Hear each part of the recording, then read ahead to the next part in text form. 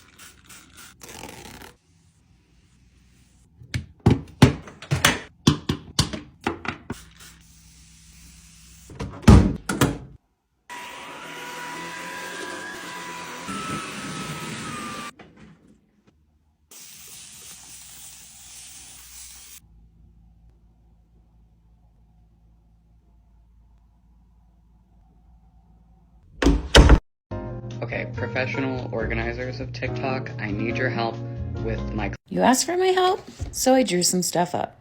So we're looking at the center wall here. You're already on the right track.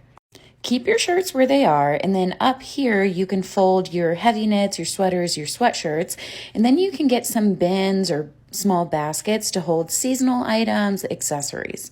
The things we rarely use, we want up higher. And then down below, I think you're stuck with using this for shoes. which is totally fine because you have plenty of space in this closet. Now moving on to that back wall. Again, your layout that you have, it's working well. This top shelf is the highest one in the closet. It's the most difficult to get to. So go ahead and use that for storage and your least used items. You can even throw your backpacks up there if you don't use them all the time. Now, I'm curious to know if you have a dresser, because that's usually where we would store our undergarments and pajamas and our clothing that doesn't fold very well. Here, I'm going to assume that you don't have a dresser. So go ahead and keep your pants hung here so we free up this space. This is where you can fold the rest of your bottoms, pajama pants, running pants, and then you can introduce, again, some bins or baskets to hold some undergarments and the loose items that don't fold well. And then use the bottom rack for overflow shirts and additional storage.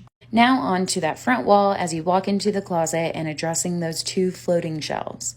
I think this is a great spot to fold up your t-shirts, your night t-shirts, things that you are going to and accessing regularly that fold well.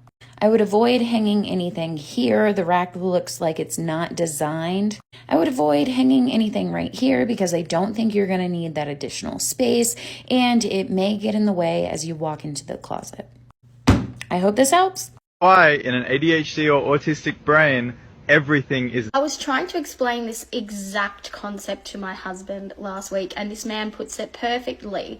I was telling him that for a lot of neurotypical people, things that they see as a low demand task or an automatic habit can be such a high demand task for a neurodivergent individual. And I was explaining this to my husband from a personal view of taking a shower. And I said to him, I said, when you want to take a shower, what do you do? And he said to me, well, I just get in the shower. And I said, great, it's automatic for you. I said, for some neurodivergent individuals, say like me, I'm like, it can take me 20 minutes to an hour to convince myself to go to the shower. And he said, well, why? Why is it taking you that long to convince yourself to go to the shower? I said, because a shower in my brain is a high demand task. I said, and this is why. I said, because I know in my brain it's not just get in the shower, get out of the shower. It's when I get in the shower, I've got to take my clothes off. I'm going to be really, really cold. That's going to be really annoying. Then I've got to get in the shower. I've got to shampoo my hair. I've got to condition my hair. When I condition my hair, I'm probably going to have to wait 5 to 10 minutes. Then I'm going to be really comfortable in the shower, and I'm not going to want to get out of the shower. When I finally manage to get myself out of the shower, it's going to be bloody freezing cold. So I'm going to have to be freezing cold while I put my clothes on. Then I'm going to have wet hair dripping down my back. And I know that wet hair dripping down my back is a sensory thing. It's going to tip me over the edge. It's going to probably send me into a meltdown or a semi-meltdown. So then I'm going to have to dry my hair because I don't want to walk around for the next hour with dripping wet hair down my back. And my husband just looked at me like, you think about all of that when getting into the shower? I'm like, yes. I said, there's a number of sensory triggers. I said, to getting in the shower. But I said, can you see how, because my brain divides that very small concept of getting into the shower to 100 different steps, how demanding that is? And I said, if I give you an instruction, right, and I say to you, you need to get in the shower, you need to get out, you need to get dressed. I said, that sounds easy, doesn't it? I'm like, but if I sat here and told you, you need to get in the shower, you need to wash your hair, you need to put conditioner in, you need to put shampoo in, you need to dry your hair, and gave you 400 steps. I'm like, which is going to be more overwhelming for you to listen to or to hear or to do? Obviously, the instructions that has 400 million more steps than the instruction that has 3 steps. And I'm like, this happens a lot, not just for a shower, this happens to a lot. Things that should just be small tasks actually end up being very big or high demand tasks in the neurodivergent brain. If you want to get better at decluttering, this is what you need to know. You are assessing the value of the item versus the value of your storage. Your storage being the functionality, manageability, and peace of your home. If it's an item that you're not using, you don't really like, you don't really need, but you're still holding on to it, I want you to take a deeper look and ask yourself, is this worth the value of my storage? The money you spent on this item is long gone, but what is it costing you now? Is this item holding you back from achieving the home that you want and the home you deserve? So I'm working in this closet and I'm doing a walkthrough with the client. Let me show you real quick. So here is the closet. And then we've got this little cutout. And she said, that's where I put my donations. Like, I just shove them back there. Then when it adds up, then I bag them up and I take them. And she gave me like a kind of look. And I instantly said, that sounds really functional. That sounds like a great use of that space.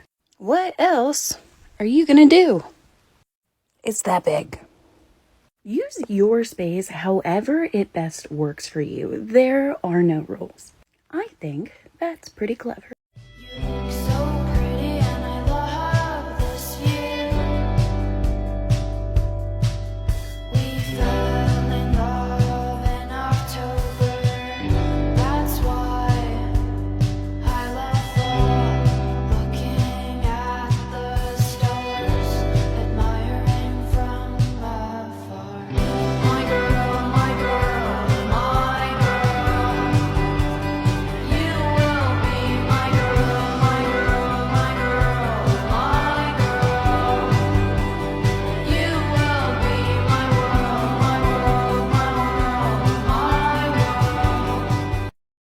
I'm a professional organizer. Let's check it out.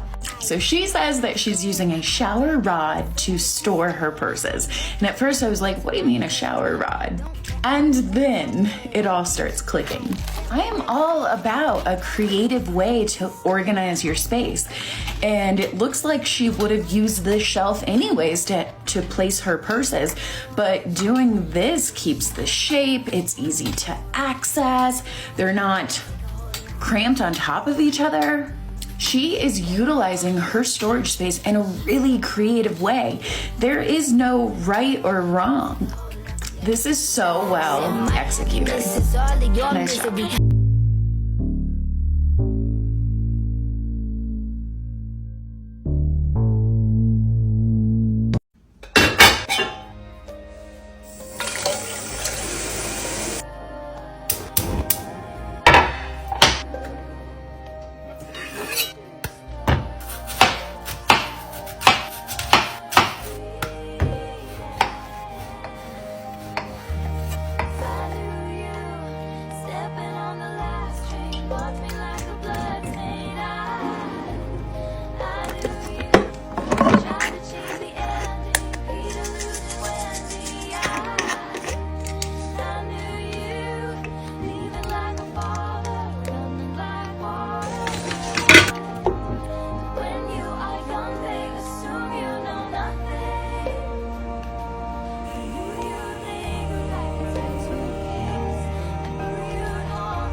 I'm a professional organizer specializing in chronic clutter. I'm going to show you how we use my Core 4 method to declutter and organize any space for long-lasting results. In this method, we always focus one room at a time. The first step is clear out. We collect any trash and items that do not belong in a bedroom, move them to the appropriate area in the home to be addressed later. Step 2 is categorize. This allows the client to see everything they own and prepare them for step 3, cutout, so they can easily declutter and make decisions. Look at all of those donations. And step 4 is contain. This is where we assess all of the items and the available storage, create a functional layout, and give everything a home. And here is our final result. If you struggle with clutter and want to apply this method to your home, check out my declutter kits, they're step-by-step guides on my page.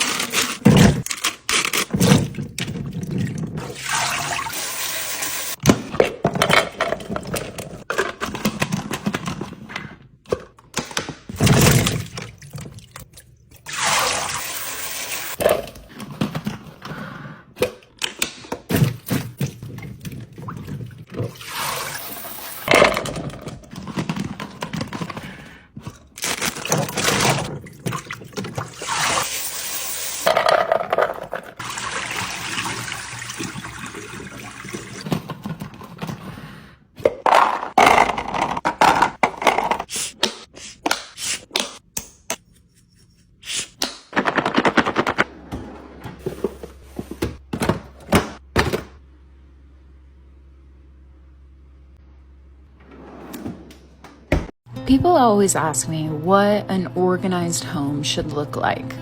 And my answer is, it's not about what it looks like. It's all about how it flows and functions for you. Everyone has a different space, size, shape, and different items. So your organization is going to be unique to you. But I can give you some pointers on how it should function. You want to be able to see what you have and take stock of what you own. Items that you use regularly should be front and center and easy to access. Items you use occasionally should get your second best storage. It's a little bit more challenging to get to, but you know it's there.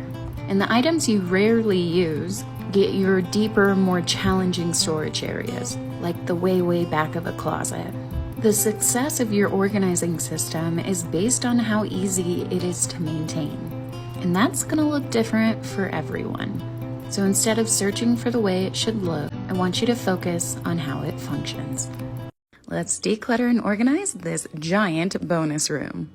This project is for a family with 4 kids, ranging in ages of 4 to 15. So we need to make sure that this space accommodates all of the kids, plus it needs to be used as a guest space for whenever they have visitors. They recently moved in, so we still have boxes that haven't been unpacked. As always, we're going to follow my core 4 method and get started. We're going to move that bed to give us some space and immediately jump into categorizing. We have a lot of toys for a lot of ages, and I want mom to be able to see everything she has to make the decluttering part so much easier. And boy, did she tear through that. This is a huge pile of donations, of books and toys and everything you can imagine that this family no longer needs. Now it's time to figure out the layout and the storage. It's a very large space, so I'm going to break it down into zones for each age. And we're organizing for kids, so we're keeping it simple so they can understand the system and help maintain it. And here is our after. We've got a place for when guests come and an area for gaming and artwork for the older kids. And the back half of the space is for the younger kids with plenty of room to pull everything out and play. If you want to learn how to declutter and organize any space, go check out my declutter kits. They're step-by-step guides.